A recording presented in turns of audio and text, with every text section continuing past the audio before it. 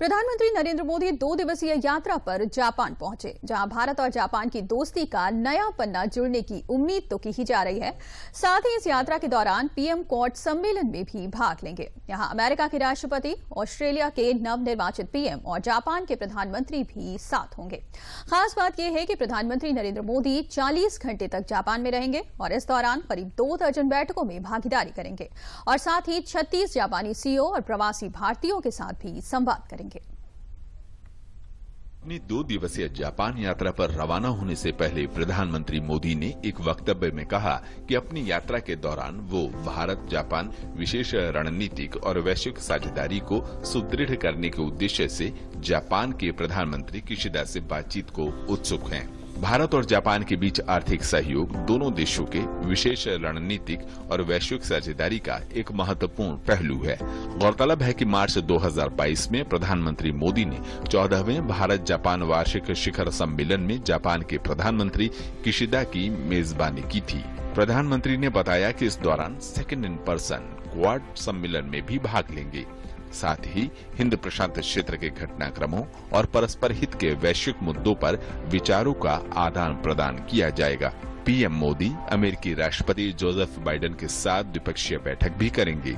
America के साथ अपने विभिन्न पहलुओं वाले द्विपक्षीय संबंधों को और सुदृढ़ बनाने पर चर्चा होगी। इसके अलावा ऑस्ट्रेलिया के नवनिर्वाचित प्रधानमंत्री एंथनी अल्बनीज पहली बार क्वाड सम्मेलन में शामिल होंगे। जब भी 2 अग्रणी नेता मिलते हैं, जब भी वो बात करते हैं, तो केवल वो अपने पुराने रिश्तों की समीक्षा ही नहीं करते हैं, आगे क्या करना है इसकी भी बात करते हैं। और मुझे उम्मीद है जब भी ये संभावित द्विपक्षीय वार्ताएं होती हैं, इन सभी द्विपक्षीय वार्ताओं में आगे दोनों देश मिलकर क्या करना चाहेंगे ये भी बातचीत करने की का एक प्रकरण रहेगा। उसी तरह से अगर ऑस्ट्रेलिया से भी बात होगी, क्योंकि क्वाड का वो भी एक सदस्य है, उसमें भी उम्मीद यही की जाती है कि समीक्षा होगी अपने अभी के रिश्तों की, लेकिन आगे की भी बात की जाएगी।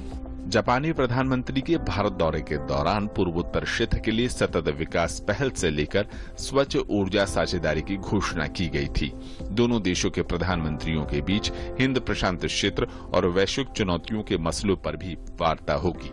भारत में जापान के सहयोग से चल रही रेलवे परियोजनाओं के विकास की समीक्षा हुई तो सहयोग के नए अवसरों पर मिलकर काम करने पर भी सहमति बनी।